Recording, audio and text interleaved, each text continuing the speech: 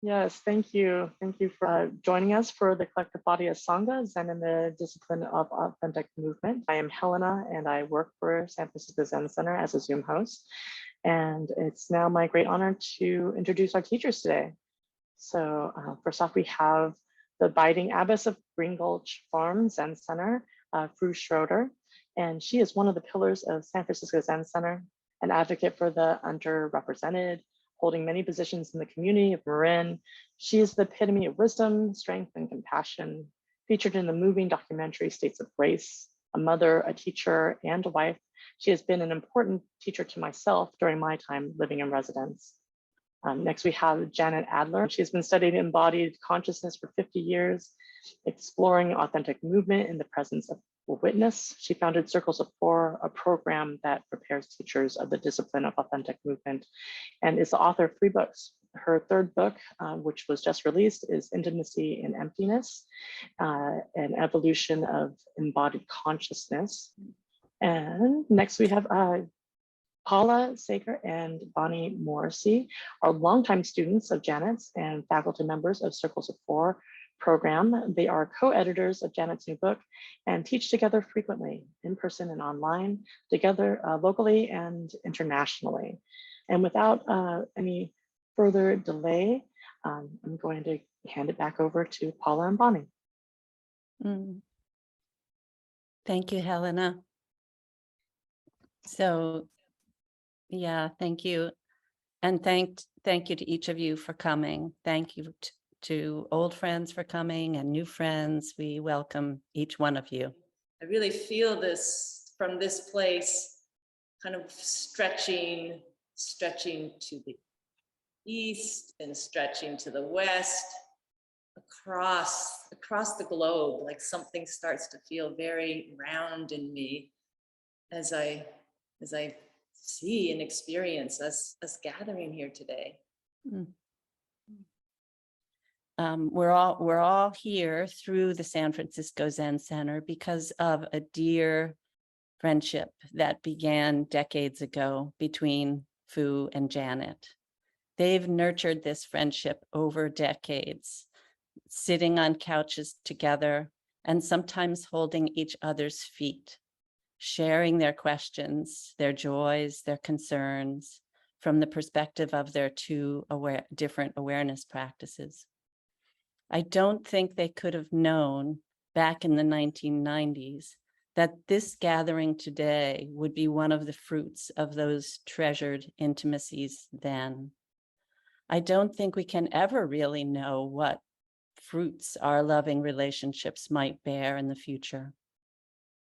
And this truth that we can't know the future or the ripples our work will create in the world might give us strength to bring our full attention to now, to root ourselves in presence as best we can, not knowing what seeds might be cast into tomorrow's world because of our presence together today. Fu and Janet have devoted their lives to their work within 2 similar and differing awareness practices, Zen Buddhism and the discipline of authentic movement. One, Zen Buddhism, is rooted in the depth of ancient tradition. The other, the discipline of authentic movement, is contemporary. One is rooted in monasteries, the other in a studio practice. Differences and similarities.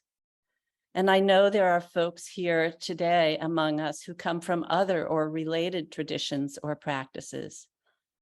I trust completely that we have everything we need here today, exactly because of each one of us participating. So Paula and I have practiced together as students of Janet's since the early 1990s. And most recently, we collaborated with Janet on her new book. I woke up this morning directly into a memory of speaking to Janet. I remember where I was standing inside the entryway of her home at the time and telling her I would like to help her gather her essays into one place. I could not have known the journey those words would take me on. We cast our intentions, we make commitments, and we follow them into the unknown. Now we have a book we can hold in our hands, definitely a fruit of our relationships. We hope this book of Janet's writings shows an arc, a pathway of the development of embodied consciousness. It is an offering to you and to the future. So because Paula and I come to this inquiry as longtime students of Janet's, this is necessarily our orientation and the place we offer from today. At the same time, we feel deeply indebted to Fu and deeply interested in what we can learn from Zen and other traditions. So here we are because of our relationships with each other and because of our practice, whatever they are, whatever practices we have. May we continue to cultivate friendships today between us and between our practices. May our inquiry teach us how to be of service to the awakening of consciousness in the world. What can we offer to each other and to the world because of each other? So preparing for today, I came upon a poem by Gregory Orr, which I'd like to share now. I think it expresses something essential about relationship. This is what was bequeathed us. This is what was bequeathed us. This earth the beloved left, and leaving, left to us. No other world but this one. Willows and the factory, and the river, and the factory with its black smokestacks. No other shore, only this bank on which the living gather. No meaning but what we find here. No purpose but what we make. That and the beloved's clear instructions. Turn me into song, sing me awake.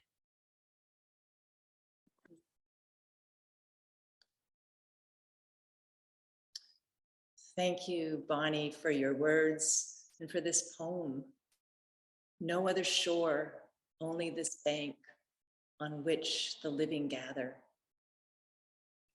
Feels so right for this moment. And welcome everyone to this place and time of gathering.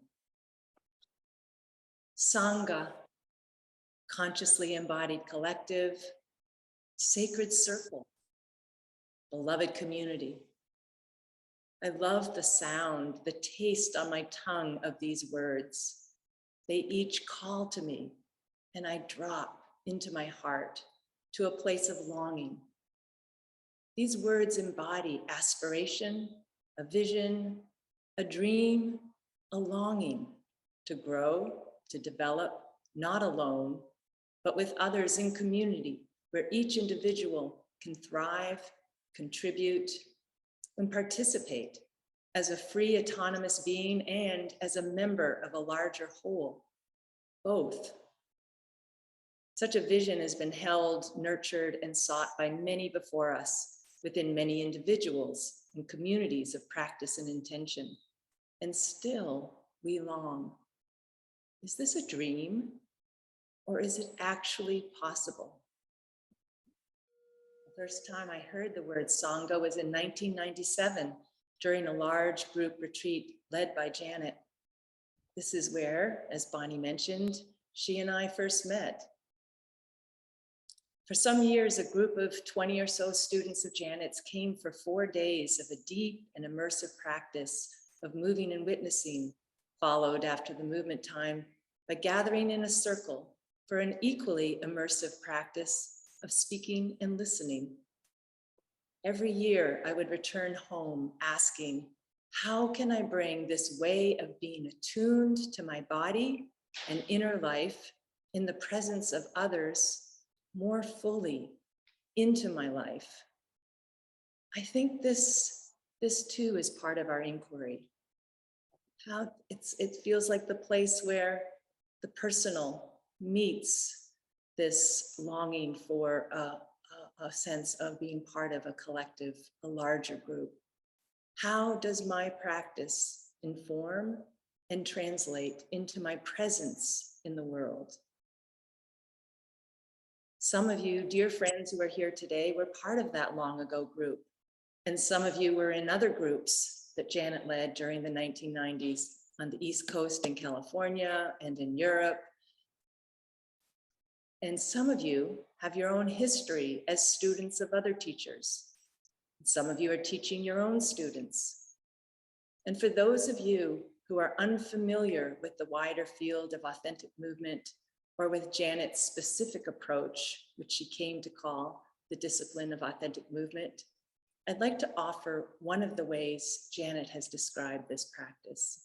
And first, I want to make a special welcome to those of you for whom this is brand new.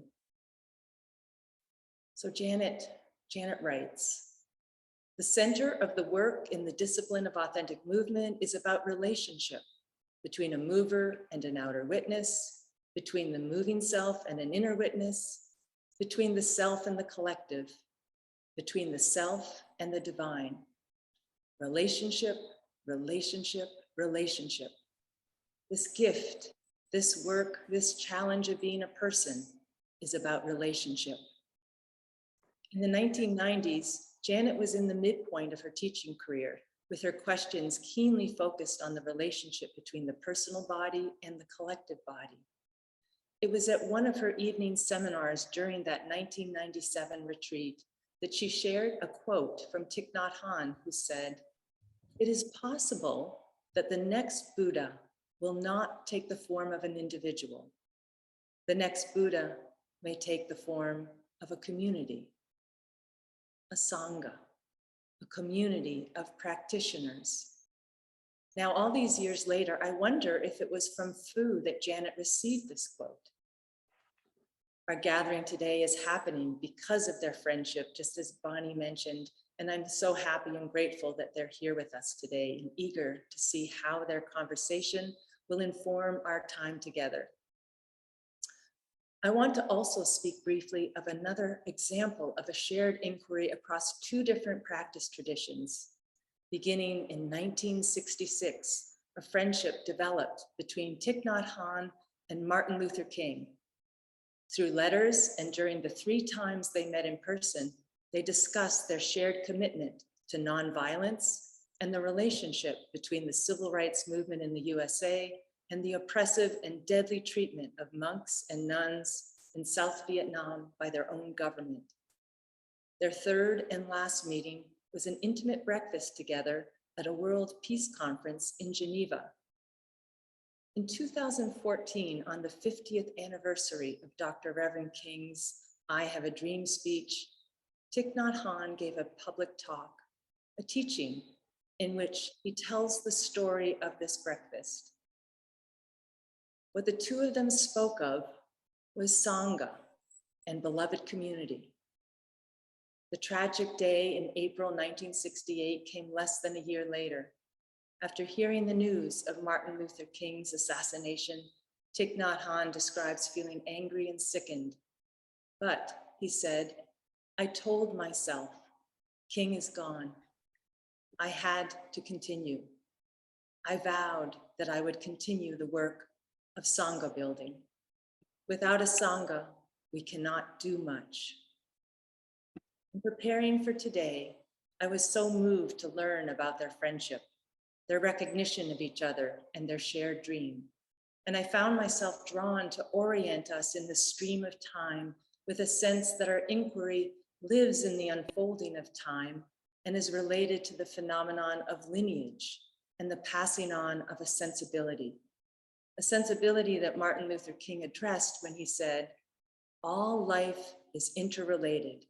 We are all caught in an inescapable network of mutuality, tied in a single garment of identity.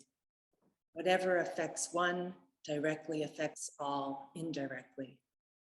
How can we come to more consciously know ourselves as part of this weaving of mutuality? In the 1990s, in response to this question, Thich Nhat Hanh and Janet were finding strikingly similar ways of calling us toward the language of body. In 1993, while devoting his life to Sangha building around the world, Thich Nhat Hanh spoke the following words to over 2,000 people attending his day of mindfulness at Spirit Rock Center in California. He said, "The Buddha body is in us. Using the energy of mindfulness, we can touch the body of the Buddha within us and around us at any time. And I know the Sangha body is in me and around me. The trees, the grass, the blue sky, the flowers are all elements of my Sangha, and you are my Sangha body." Listen now to these words spoken by Janet less than a year later in Berlin, where she was delivering a keynote address at the first International Dance Movement Therapy Conference. "I imagine the collective body as the energetic consciousness of the earth body, which includes all living beings. It is the body felt connectedness among people, profoundly related to the source of our humanity."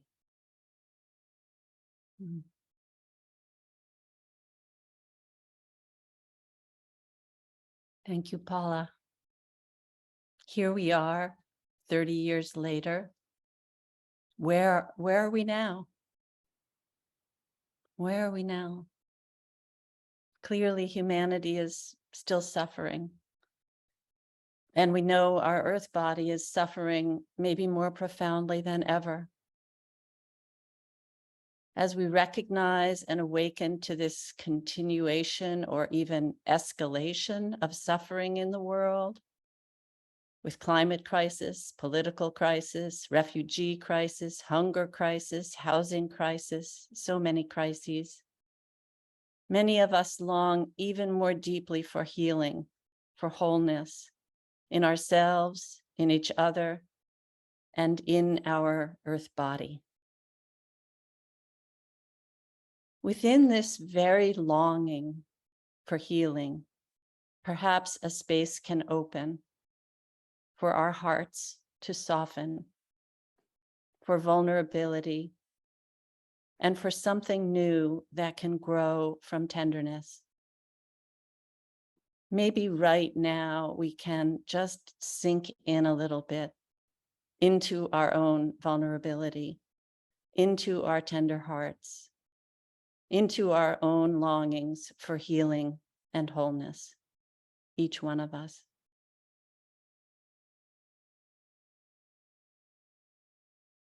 And can we open through the portal of our own body's vulnerability into a direct experience of the vulnerability of our whole earth body?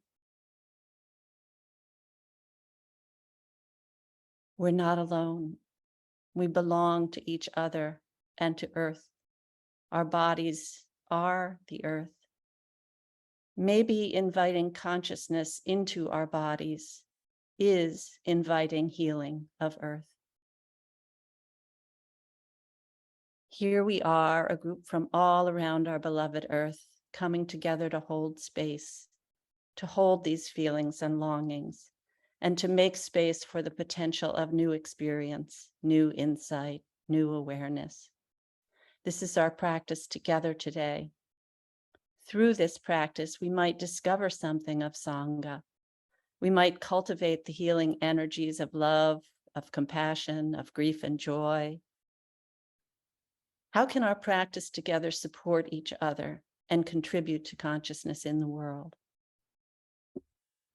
Fu and Janet have been holding space for intentional relationship within their respective communities of practice for many years.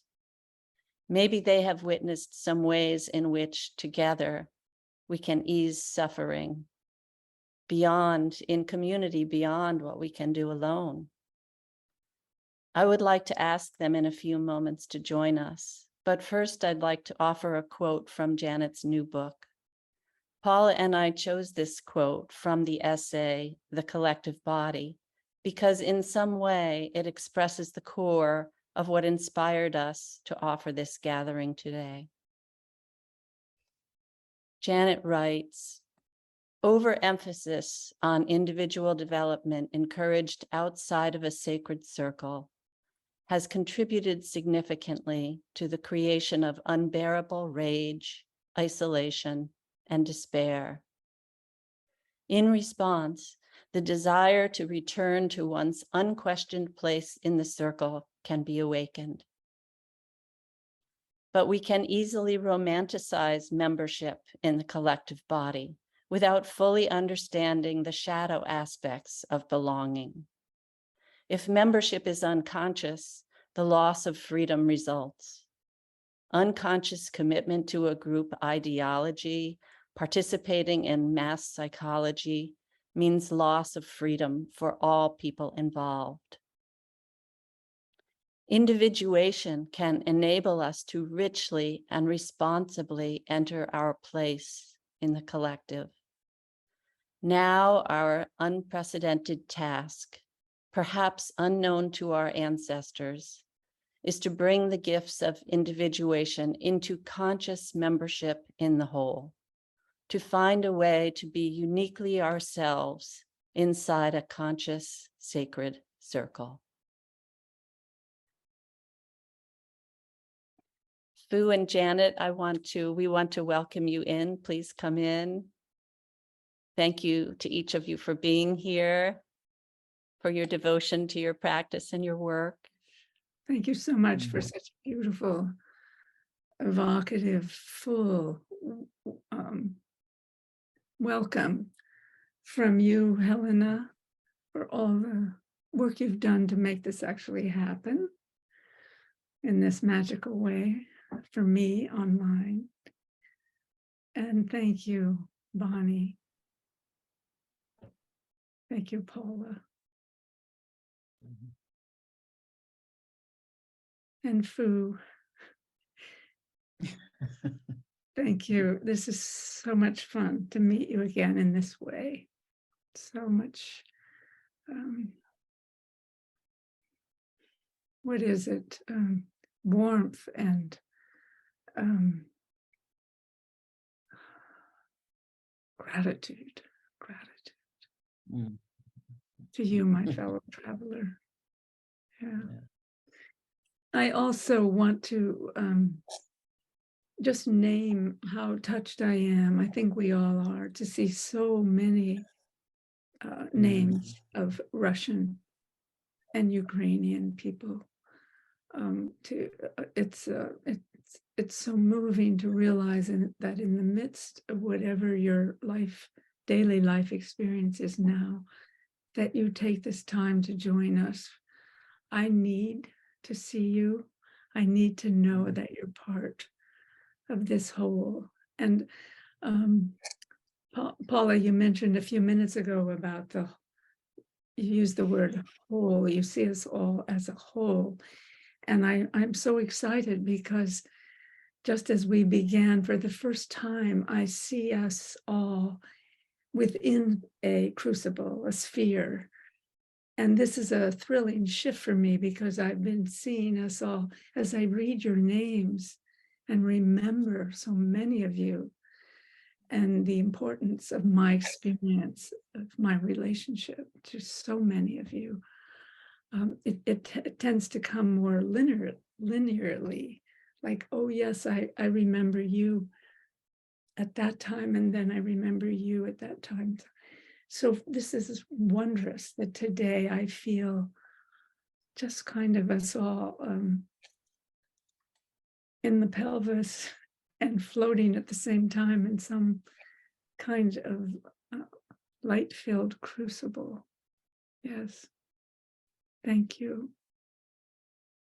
Thank you for inviting me to be part of this.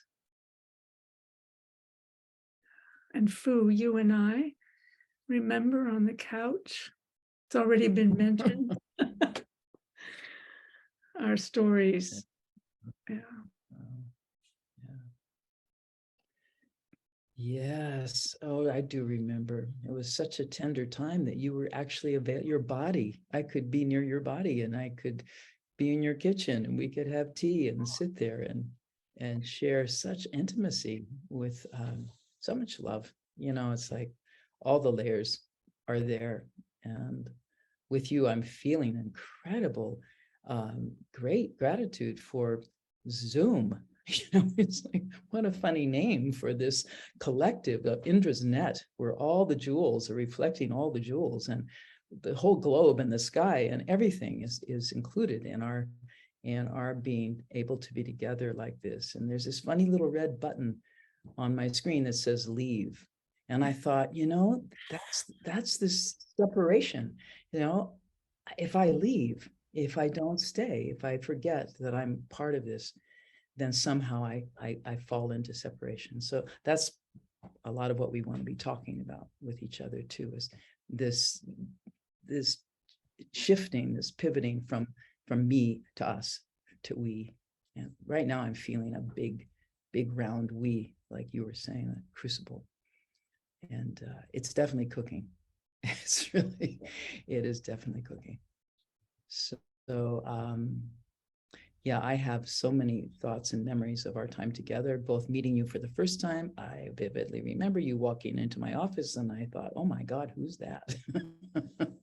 What an amazing human being. So upright and present. And then we actually worked our time finding a way to spend private time together. And I miss you.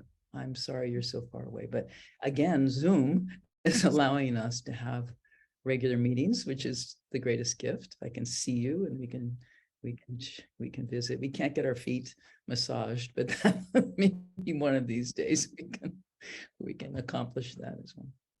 So yeah, this is just part of the joy I find in being a member of Sangha. That is a Sanskrit word. It's very deeply connected to Buddhist practice. It's part of the triple treasure, the Buddha, the awakened being. That's each of us are already there, according to my tradition. We're all awake, or we wouldn't be able to hear or speak.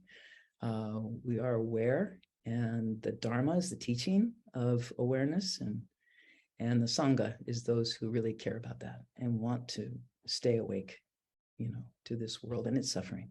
That's our purpose, is how to help. How to alleviate the suffering.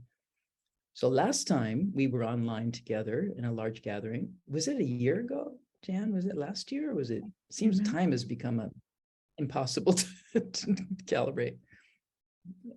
Anyway, last time we were together, we were really looking at differences of our disciplines. The kind of, I think we used the verticality of Zen and the horizontal of the authentic movement discipline.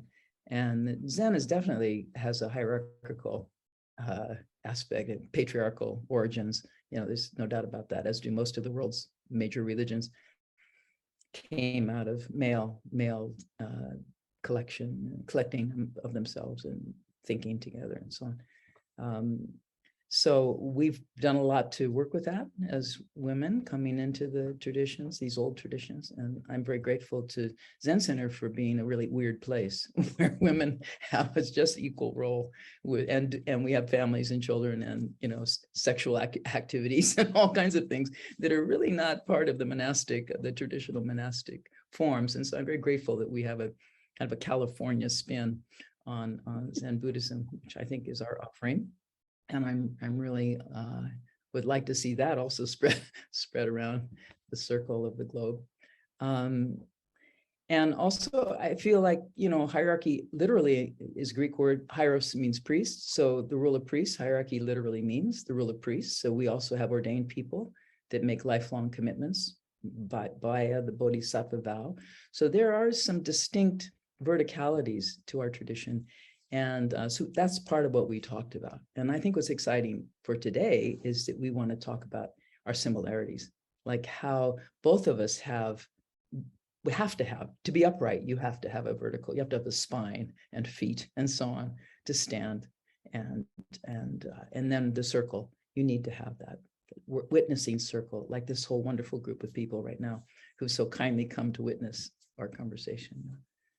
So, and as we were saying in our conversations leading up to today, that these similarities begin inside each of us, our common humanity. We each carry that gene, that genetic connection. So I offer you this to say something more to that question of our similarities from your perspective of authenticity and movement. Yes. Mm. We have, Fu and I have, with the help of Bonnie and Paula, come down to 2 questions that we wanted to discuss with you today. One is, and of course, this is the question I just love so much. As those of you who know me know, I feel as though I can be intimate with myself only because of you, only because of the other. So what is this to be intimate with oneself, and what is required? Something that can be that authentic, that complex, that terrifying, and that magnificent. What's required? I feel so much in our practice of the discipline of authentic movement, the evolution of the inner witness is what might well be required.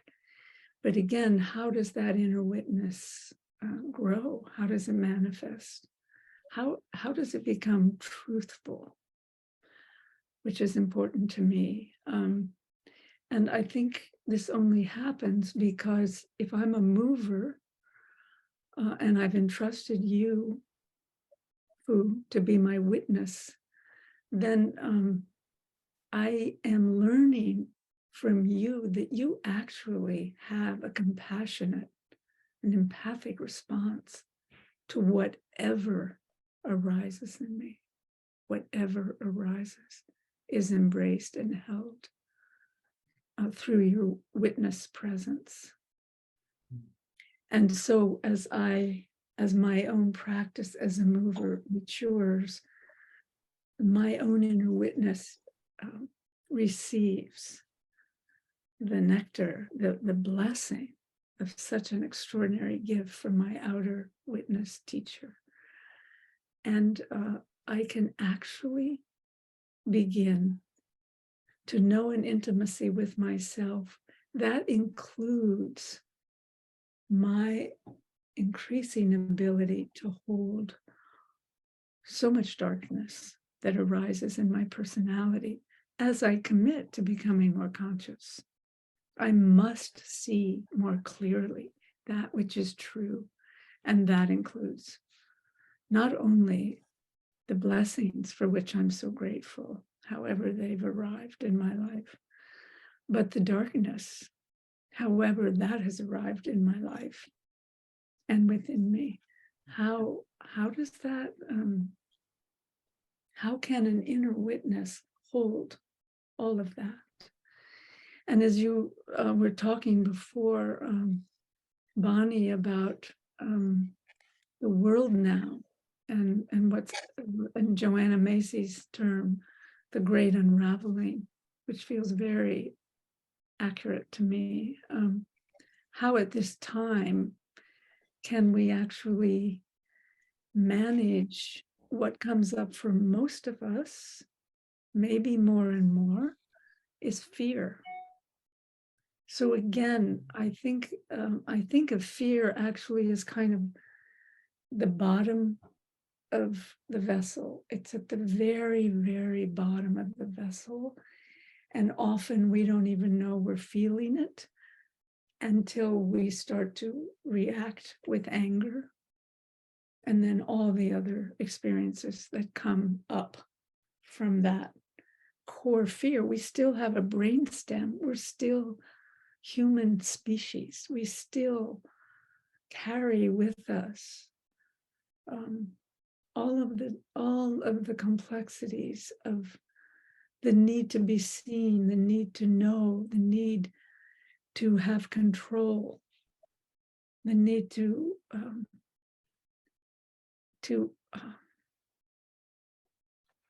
at its best offer the light, that we are blessed with, moving through our own body forms, and at worst, the need for power, and how that can even bring us into astounding experiences of even mental illness, not being able to manage our own mental and emotional realities. So this spectrum, it's so broad, and how each of us find our way in that spectrum.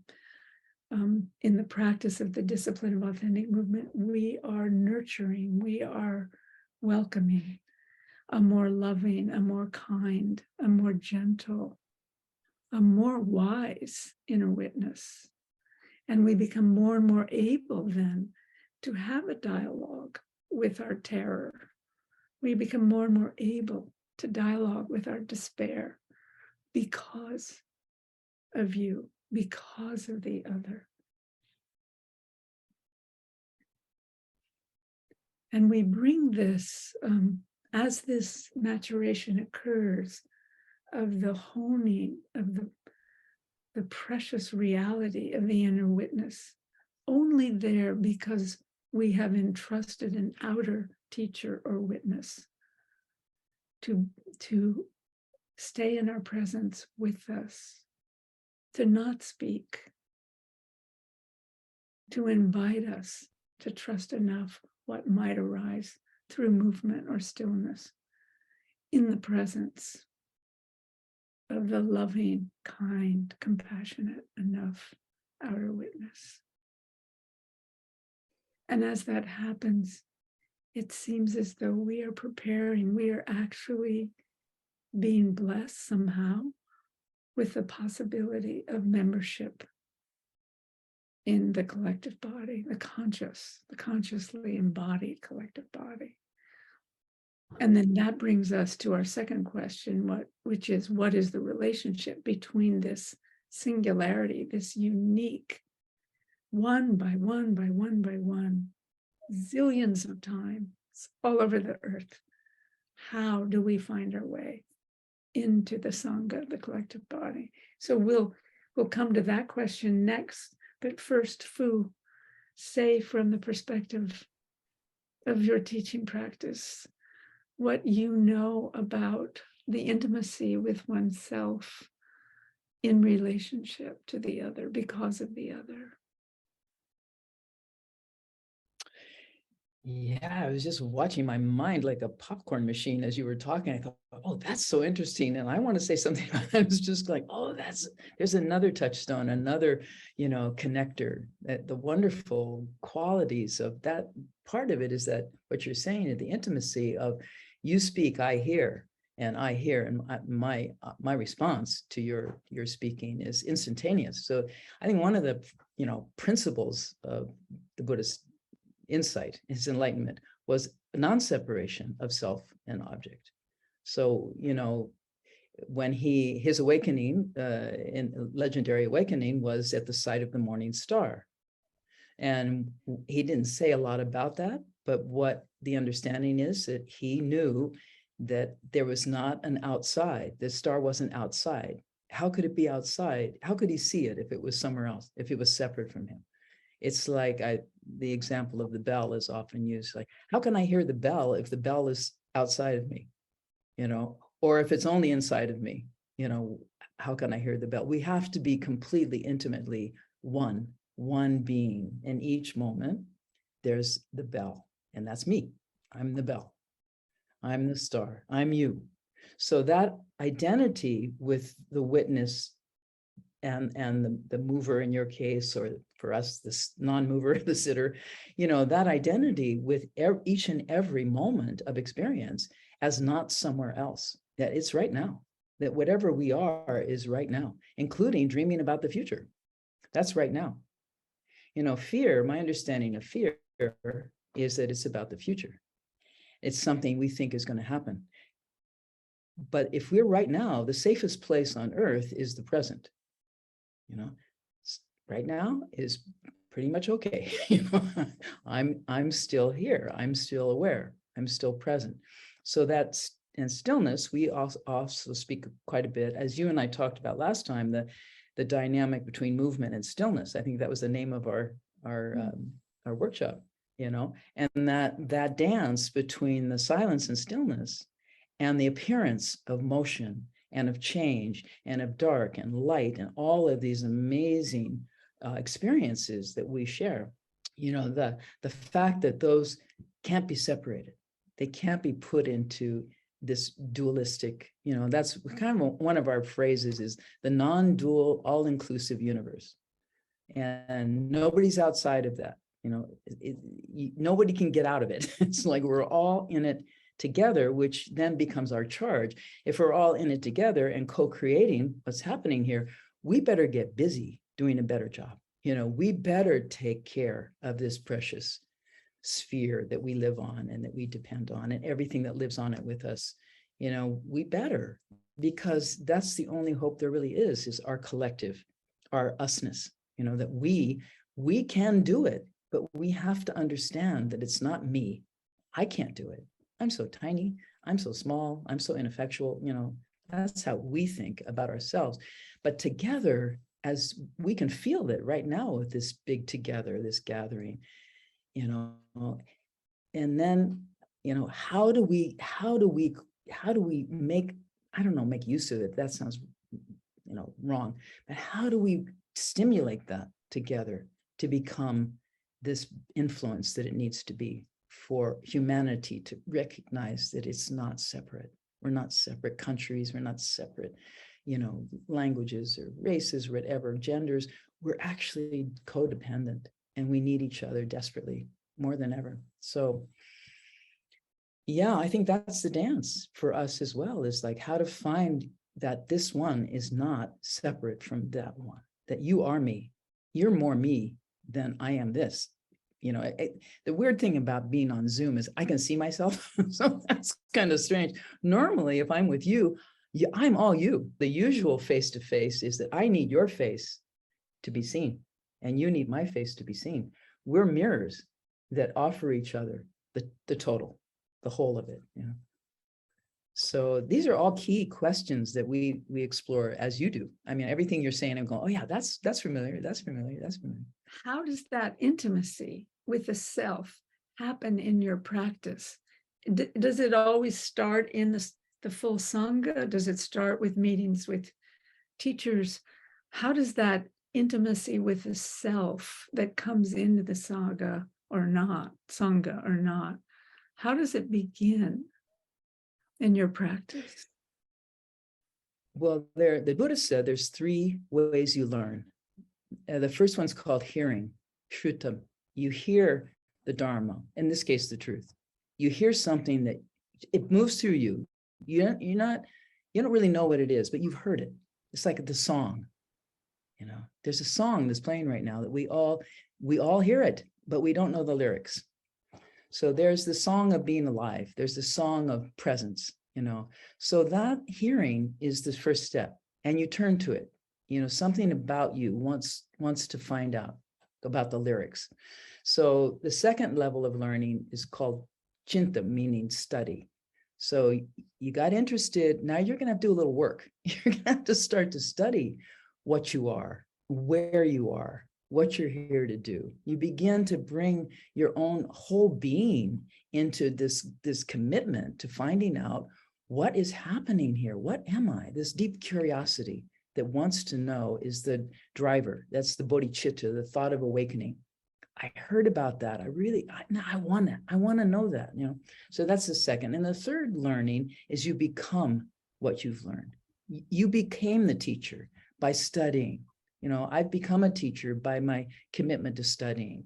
You know, it's not a capital T teacher. You and I know that. It's a small T teacher, but we're sharing our love of what we heard and then what we disciplined ourselves to really try to understand. So we could share that, you know, with others. So I think it's this kind of 3 tiers of entry in our discipline, and specifically about the Buddhist Dharma, the teaching of the Buddha, which, you know, we're very lucky. We have libraries full of books. So in some ways lucky, in some ways a burden, because where do you start?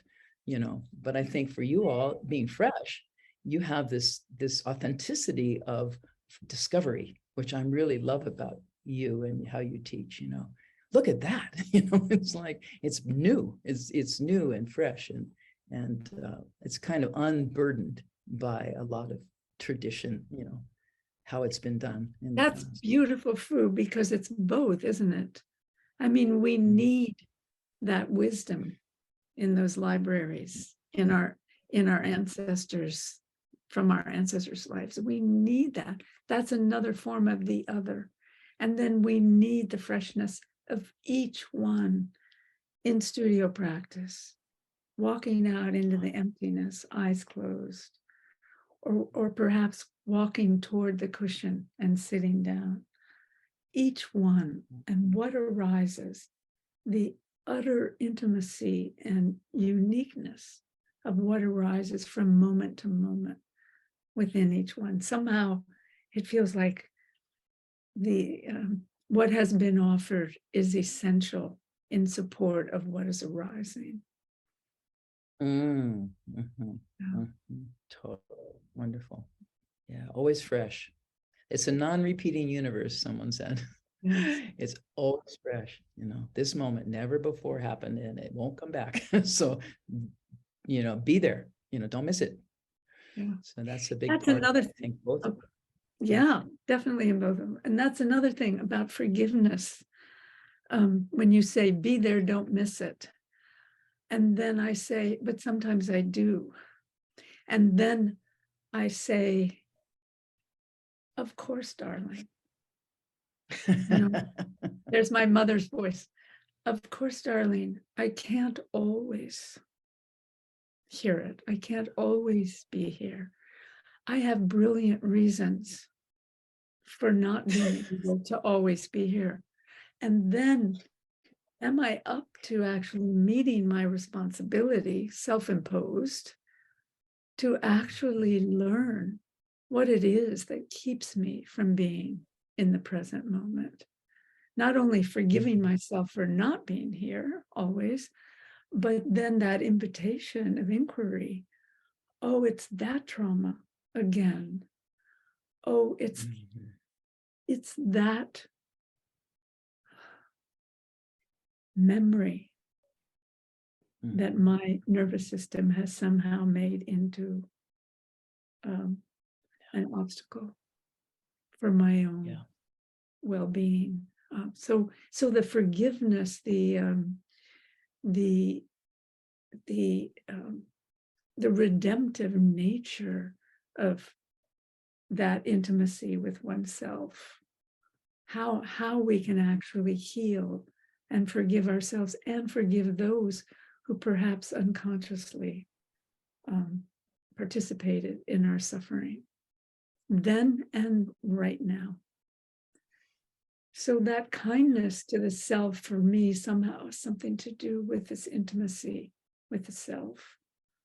And again, it all is because I have this growing freedom to dare to see clearly what I know now.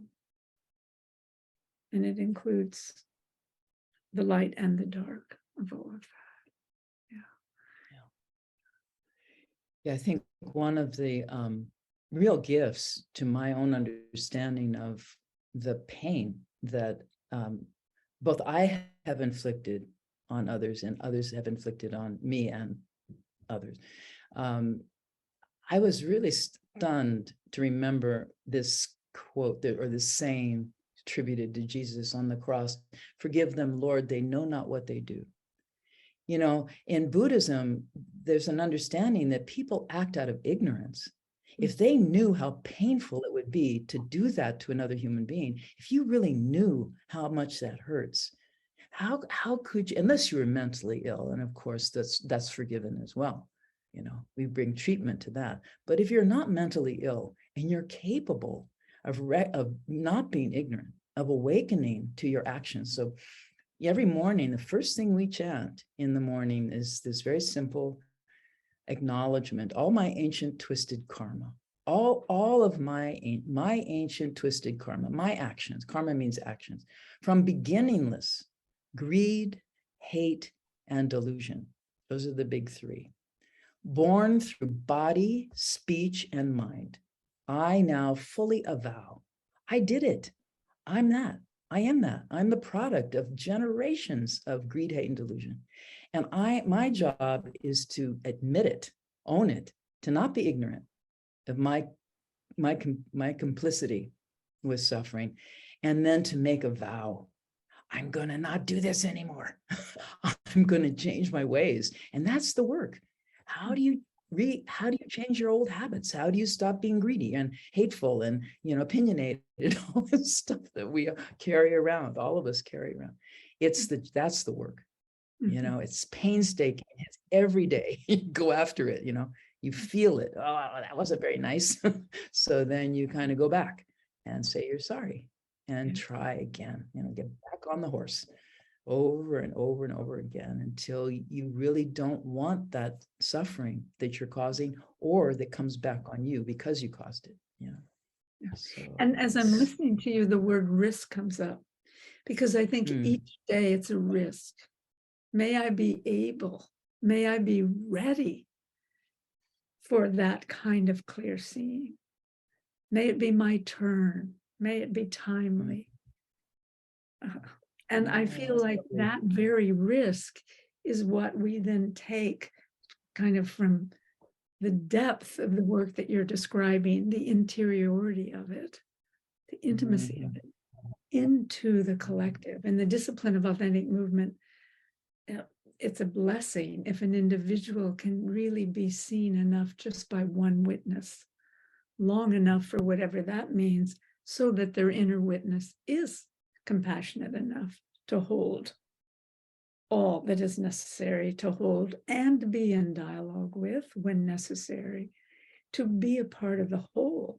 Because when we enter the collective body, it's not only some of the risks that we have learned about in our individual work with our teacher inform us and strengthen us to actually risk being seen by many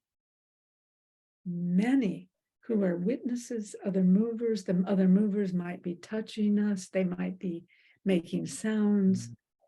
How can we actually bring this little self that we've been working so hard to hold correctly and lovingly enough into the whole? It feels so risky, like you say, all the judgments and projections and all the things we just automatically do when we see another person, not let alone when we see ourselves. So it's very, there's a tension there of entering the emptiness when there's so many others in the Sangha and in the studio practice, in the collective body.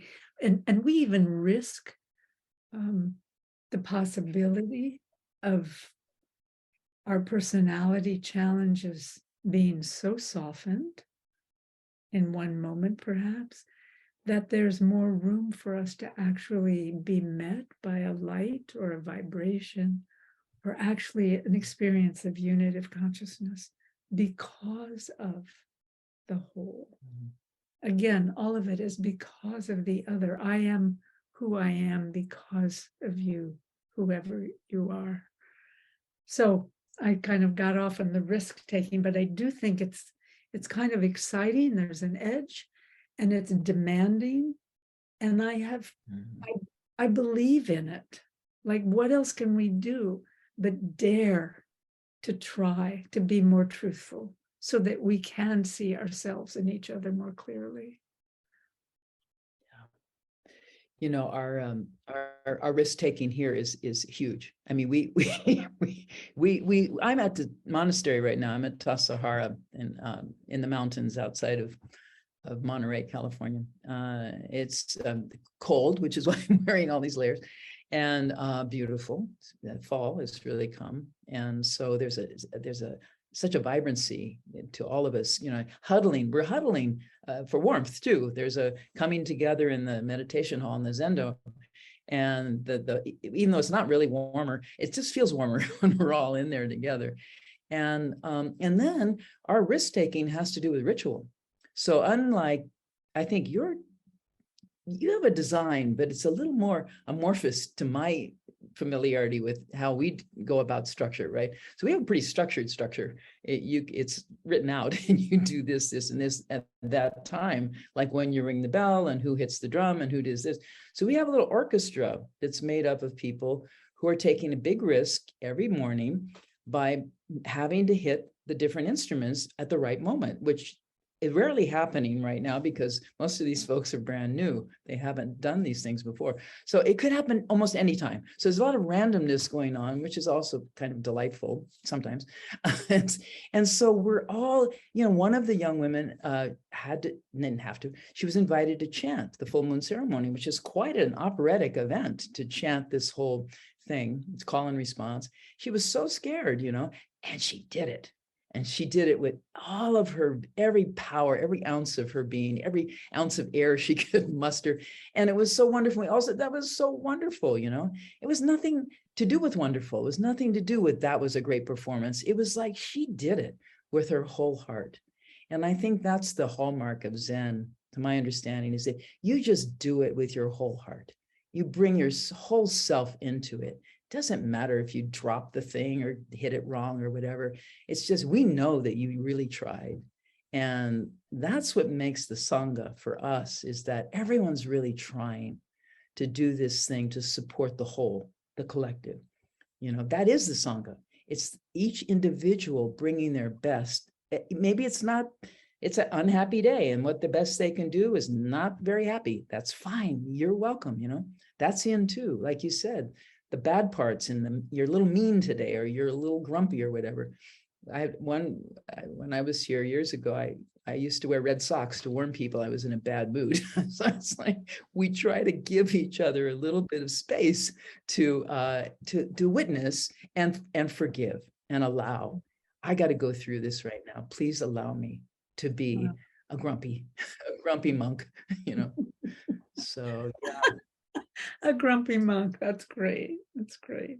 Yeah.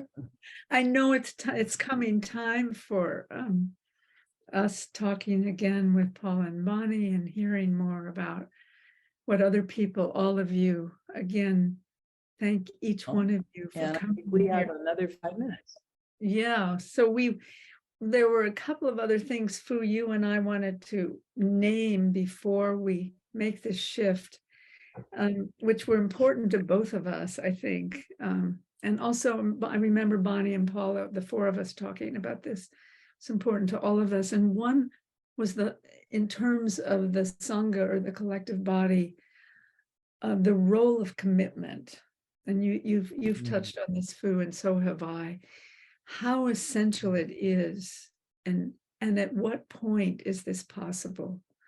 And again, how do we forgive ourselves when we have to take a pause from the commitment? But the depth and profundity of commitment, of vow, for the duration in the discipline of authentic movement practice, it's often for advanced students, the duration of an entire ritual, an entire ceremony, to commit to one role, mover or witness. Or and another thing we mentioned in that same way is, once we've committed to a place to stand, to be, a commitment to the frame within which we hope to be present and from which we make our offering, to not merge with that.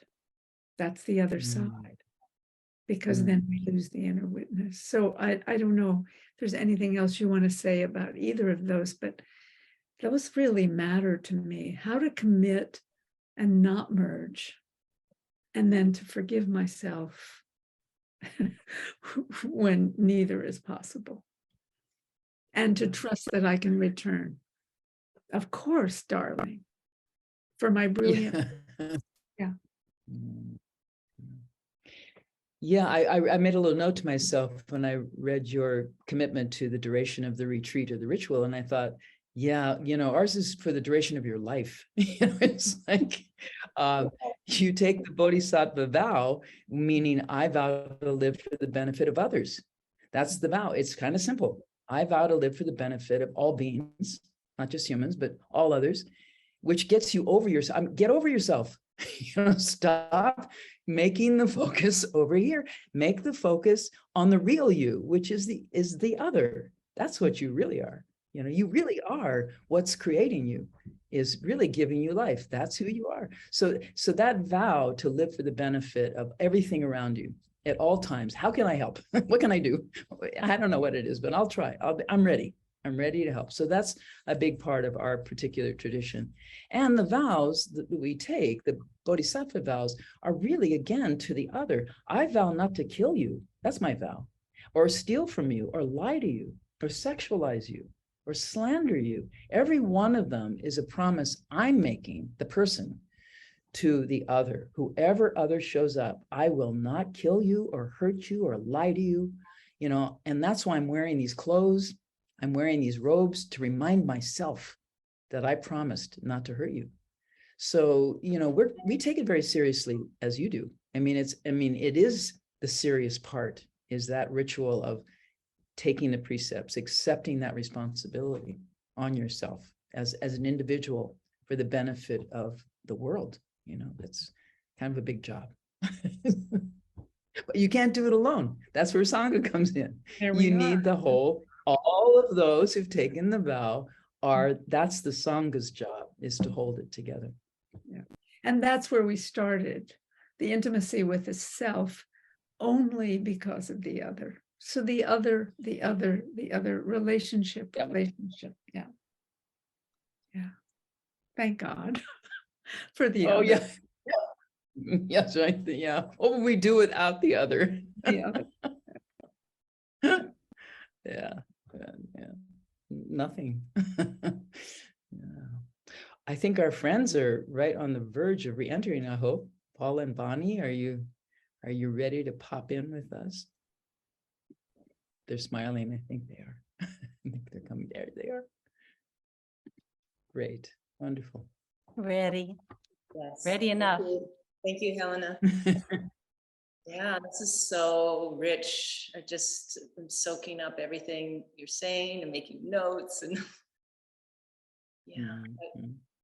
Feel free to anyone to post questions now if you have any.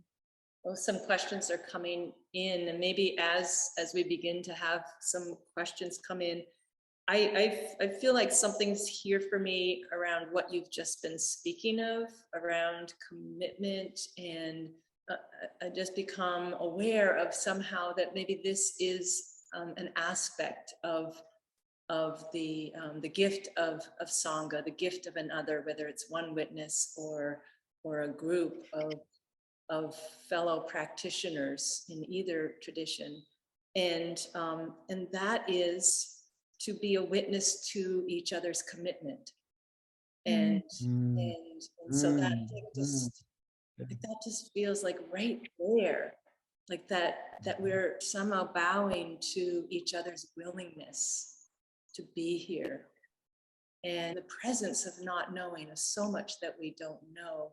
And I don't know if something more. I'm looking at a question coming in about asking if each of you might speak for a moment about your relationship to trust and taking the risk to be vulnerable in relationship to self and other and community.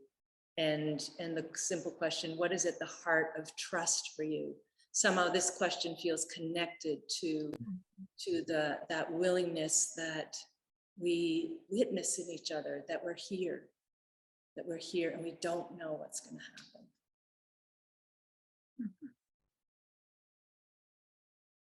Do you want to say anything about that, Furyu? Yeah, I'm going to say something probably a little outrageous, which is you don't trust things. in Buddhism, we're not trusting. You check, you explore, you study. And when you have some confidence in both your intelligence and your wisdom, it's not sentimental. You don't just have this kind of trusting nature, which, it can get you really hurt. And so there's a kind of turning away from sentimentality toward conviction and study and confidence in that you've really thoroughly explored this. You're not going to sit in that chair until you make sure it's going to hold your weight, so some feeling of I really want to know. I don't have a kind of a blind faith or blind trust aspect. So that's kind of the angle that Does this mean Fu, that experience is the basis of trust? Does this connect to your practice, Janet, our practice, in terms of what we can actually know in our bodies, and then we can trust what we know, and then is there a connection here somewhere between the two practices and how we trust or don't trust? Mm-hmm. I feel like the only thing I know is through my experience in my body, and that is a blessing of the practice, I would say. Mm-hmm. Mm-hmm. This is so exciting to me because I have such a different experience. Fu, when you said you were going to say something radical and that you don't trust, and you place trust in the genre of sentimentality, which I totally understand.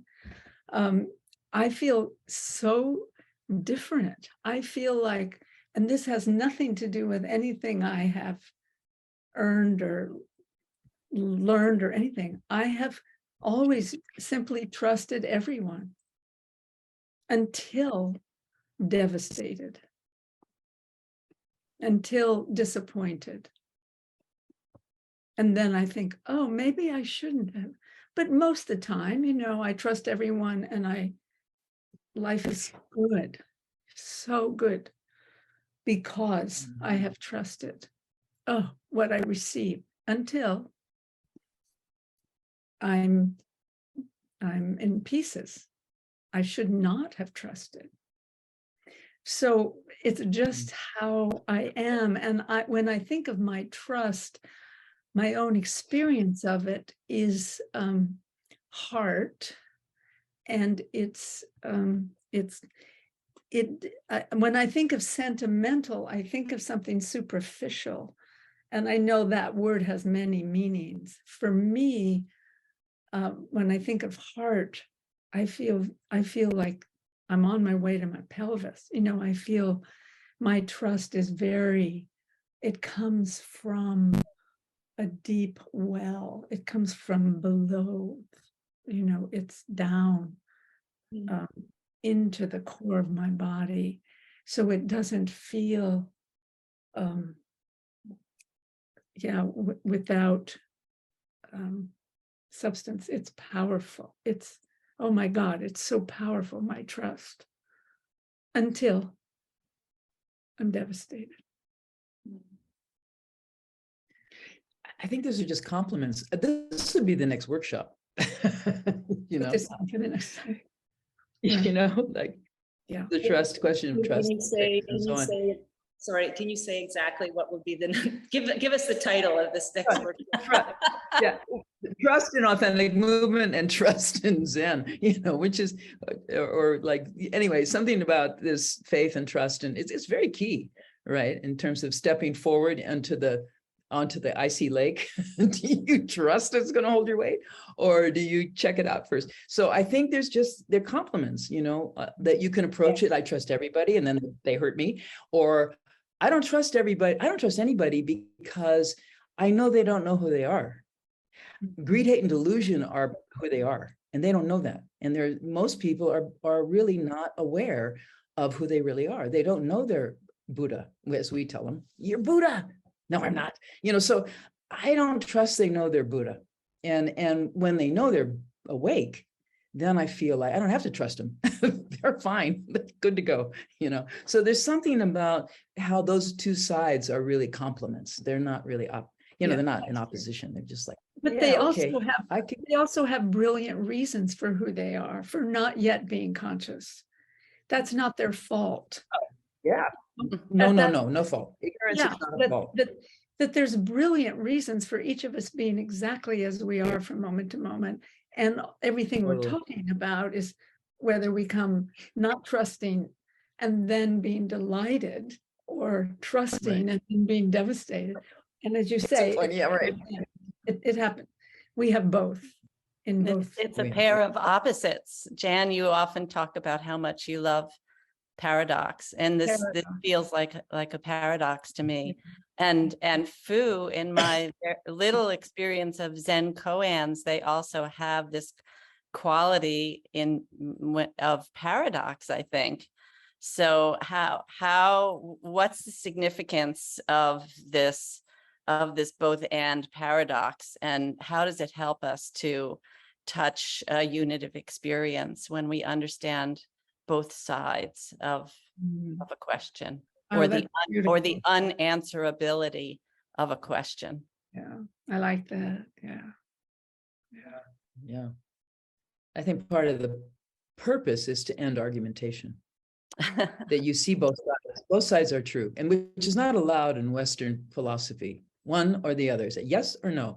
And in Buddhism, it's like both sides are true. It's yes and it's no. So let's not fight. Let's just appreciate that both of these are complements. You don't have yes without no. You don't have light without dark, and so on. So let's open to the other's experience and learn from them.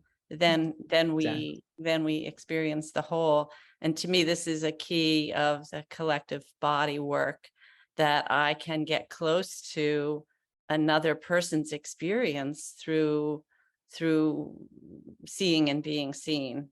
And I can know something that I don't necessarily know through my own individual experience.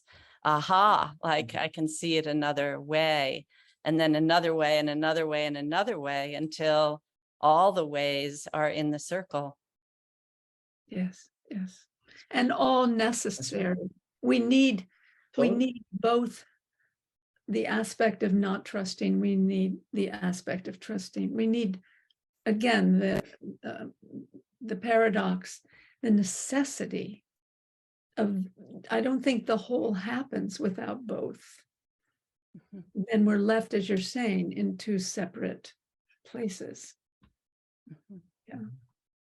I'm so struck, Janet, by how you earlier you spoke about how you have this experience that that when we look around and we just see the just the challenges, the chaos, the just so much suffering in the world, and how it impacts us. And I think also this connects to trauma as well, but that you have this sense of like that the underneath, or what that kind of provokes within us, is fear. And you named it as kind of at the bottom of like, I have this sense of it underlying. And then I hear you speak of your pelvis, and this way of knowing trust, that sense within, in an embodied way, within your pelvis. So I'm so struck by, speaking of polarity, this sense of kind of the, like, what's at the base, and then how, gosh, it just feels like every time, maybe this is what you're saying, Fu, that every time that question of, can I trust this? Can I trust this? Or is there something else here, the fear, or the anxiety, or whatever that is. And I just want to connect this in relation to some questions I'm seeing around clear seeing, and how that longing to more clearly see what is true, what is real, what is not somehow merged or blurred by our own assumptions or interpretations or projections, and how much we each long to be seen, how we long to be seen. And if we don't feel seen, then how can we trust in that place? Oh, I love these questions. Is it all right, Fu, if I jump in? Yeah, please. When you talk about my speaking about fear at the base of the pelvis and trust at the base of the pelvis, it reminds me of the blessing of these two realms. Again, I'm separating them. They ultimately are the same for me. The personal, the fear is so much of the individual personhood, and the transpersonal experience of fear, as fear transforms, in my experience, it becomes awe. Those two are inextricably bound to me. One is in the personal body, in the personhood, in the personal history, and the other is the liberation from that. And they're so close, of course, fear and awe. So in terms of, so I feel in that vessel always, we are riding the in and among and between and together and separate, the realms of the transpersonal and the realms of the personal, and how they nourish each other, how they interfere with each other, how they bring light to each other. So this question that comes in, that you named, Paula, after speaking yourself, can you say it again, because it feels totally related? I think what I was asking about that, maybe it's like that. Well, how do we develop clear seeing, and in relation to that longing to see another more clearly, to see what's present, and that longing to be seeing ourselves in our deepest authenticity. Yeah. So the clear seeing for me is definitely a blessing from the transpersonal realm.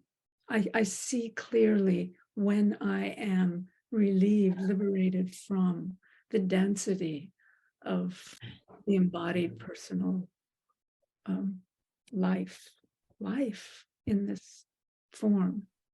So again, I see the beautiful, phenomenal relationship, there's that word again, between transpersonal and personal, and how they're bound, and how one is not better or worse at all, or higher or lower, but how they ultimately are the same.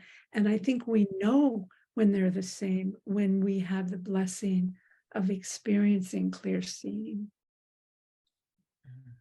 Even those two words, clear seeing, I love them. They are free. I am free when I speak those two words. But Fu, what do you think? Oh, I just had the most fun thought, which was, you were talking about the pelvis and the fear and so on. And I thought, well, that's where the baby comes out. It's kind of, there's a hole there, the base of the pelvis for the birth, right? And it is through pain and fear and all of that. And here comes this miraculous, oh my God, what has come from this, So there is an amazing birthing process that I think we're talking about, there's a text which some of you may totally enjoy. I love it very much, called Transmission of Light, which is about the awakening experience of all the generations, starting with Shakyamuni Buddha, and all of the names of those people after that awakening who had their awakening. And in most of those cases, they're talking away, they're talking to their teacher going, I think it's like this, and I think like that. And the teacher takes their whisk in many of the stories and puts the whisk in the person's face. Stop talking. Stop it. Stop thinking. Stop all that chatter. Like you just said, that inner voicing, blah, blah, blah, blah, blah. Well, I think it's like that, and I think it's like that, and I got to go shopping tomorrow. And blah. So it's that noise that's going on, this discursive thinking that is blocking the light of the full moon. I mean, that's the understanding. We have this entanglement of thinking and words and language that is blocking us from seeing that the light is everywhere. It's already shining. It's always shining. And we block it with how our busy minds. So that's a big target of Zen, is to quiet that shh, stop talking, stop thinking. See if you can just make it be a babbling brook instead of a giant ocean of waves, just quiet it down. And now you can see, that you're on the ocean and the moon's shining and it's a lovely evening, and the fear subsides along with the waves. Yeah. So maybe this is related. We've got a request here to move on to some other questions. We have about less than 15 minutes left. And I must say, it's really challenging to look at the questions and listen to these wonderful conversation at the same time. But there's one question I think might be related to what you're saying, which is about trauma and thoughts about the many people who have experienced developmental trauma because their needs to rely on parents and community were not met, or they experienced abuse, and which can result, of course, in guilt and shame and other forms of separation from one's own identity and one's own body. So how can each of these two practices, the discipline and Zen Buddhism, help with that reconnection work? And how can someone who has an aversion to even being embodied or to trusting others enter these practices?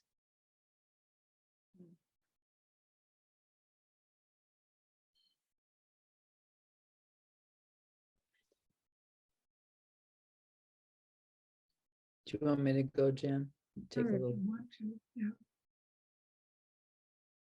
Yeah, this is so important and so timely. I think this was not, there wasn't much awareness about trauma in my early years of practice. I think they just, you just sat with it, just sit with it, and in many cases that was not a very healthy thing for people to do, particularly around depression and, and abuse, which there was a lot of people came into our community who were very badly abused. And so I think we've learned over the years that I certainly recommend therapy to everyone. So Zen is not going to do it for you. If you think you can spiritual bypass is going to get you around all that pain and suffering that you're carrying, it's not. It may tamp it down, but it's going to be there on the pelvis floor waiting for you. So I think it really does require that you have the best healers available, whether it's embodied people who work with body wisdom, like the authentic movement. I think is a beautiful practice, and I think Zen is a good complement for talk therapy, for movement therapy, and so on. And the gift of Buddhism is meditation, and that you really can calm yourself. You can learn to be calm, and that's the first step to insight. First, you calm the mind, and then you discern the real. So first calm, then shamatha vipassana. If you don't calm down, everything looks like that. So once you calm down, then things begin to become clear.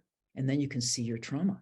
And you can see all those things, Jan, you were talking about. You can see the dark that you're carrying, which you didn't want to look at. So it's helpful in that regard, but then you better have someone to help catch that with you. Because if you carry it around and you're more fully aware of it, that is not recommended. It's certainly not recommended. And so, Jan, how about your own sense? You've also I believe you've done a lot of therapy along with authentic movement. And so and can I just interject for one moment as a psychologist myself, that it's, working with many people who've experienced trauma. I go right back to the foundation of relationship. Well, how can there be a beginning to trust? How can there be another person outside of my experience, my past experience, who I can even sit with for 1 minute and be okay to not jump out of the chair and run out of the room. Like, how can relationship begin again from the ground up with one body, one embodied person, and another who's attempting to come back into their bodies. Yeah, good. I like that, Bonnie, and that's exactly where I would start. I think the first thing is to create a safe and appropriate space, environment. And that's huge. What does that mean? What does that mean? And the ritual for me of creating that space matters in preparation. And then the ritual that is entered by the one who comes to be the mover, let's say in a situation in working with early trauma or recent trauma, it feels what I have learned over and over and over, since the body holds the detail of trauma in the most phenomenal way. I will never be able to understand it because I don't have that kind of a mind in terms of seeing the inside of the body and studying it in that way. But I feel like the detail, if I can witness the detail that the beautiful body knows directly, knows exactly, impeccably, if I can see that just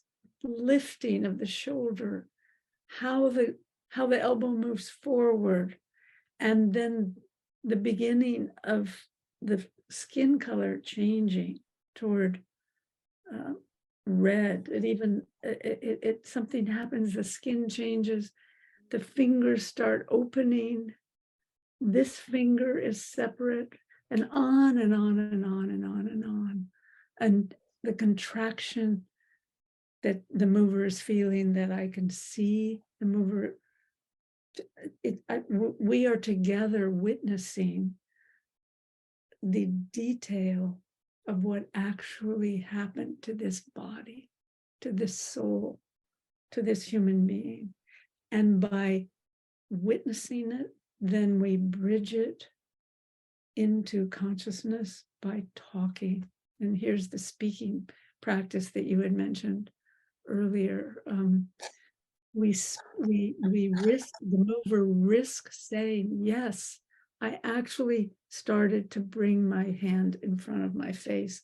And then the witness might say, and I noticed that this finger was higher. And the mover says, yes, exactly. Or, you know what? I don't remember that, but now that you say that, oh, let me tell you about that sensation. And that's when I see the image. And so the detail, the exquisite nature of detail. Who said God is in the detail 1,000,000 years ago? Somebody said that. So by re-entering, risking, trusting, because of kind enough, compassionate enough outer witness, that trauma gets entered. The consciousness is held first by the witness. The inner witness begins to develop a capacity to witness herself, himself. In those moments, language comes, language brings consciousness, consciousness brings integration. There's more space, and we are all more safe. And we are all a little more integrated with what is, because of what is true, being directly known. I wonder if we can take or build on what you're speaking, Janet, in turning to a different question that sounds like a number of people are interested in, and that is our relationship to our earth body as Sangha. And just as you're speaking of these, like just tracking these exquisite details, I'm just filled with a sense of what it means to step outside and just like begin to see and like and those moments where we just feel like, so it just comes into us like, oh my God, the color of that leaf. And so, but anything more, the question really is in relationship to how our practices allow us to be in a more conscious service in relationship to the earth body, to our Mother Earth. And maybe this will be our last question for this part. Oh, Fu. Oh, no. Same room I would take it and bring it to my heart. I don't know. I know. What do you think? Yeah. About the leaf body? No, not the leaf body, the earth body. Leaf, you said, you said awe, Jan, and I think awesome and awful are the team. And they're both awe. The awfulness and the awesomeness, they're both awe. We are in awe of how awful and how awesome things can be in the same day, in the same species, in the same, whatever, in the news, mostly awful. And I do think that one of the things Zen has offered as a gift is to get out of symbolic language, to get out of language altogether and look at the leaf. Mhm.